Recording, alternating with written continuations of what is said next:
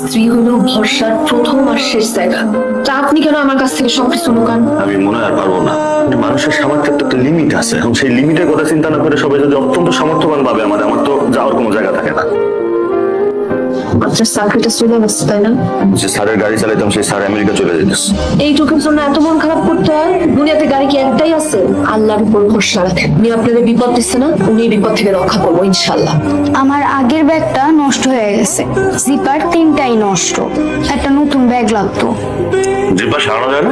সারানোর দরকার নাই, নতুন ব্যাগে কিনা দিন, আমি দেখবো না। এত দাম কেন ভাই? চলেন তো, ব্রয়লার মুরগি এমনিতেই ভালো লাগে, মনে হয় ঘাস খাইতেছে। যেমনি ঝাল ঝাল করে কষায় ব্রয়লার মুরগি রান্না করো, তো ব্রয়লার মুরগির মতো লাগে না। এবার একটু দাম কমায় রাখেন। ব্রয়লার মুরগির দাম যদি এত হয়ে গেছে তো গরু মাংস কেনা ভালো। তাহলে গরু মাংস এখানকার সবকিছুর দাম বাড়তেছে। সবকিছুরই দাম বাড়তেছে, খালি মানুষের দামটাই কমতেছে।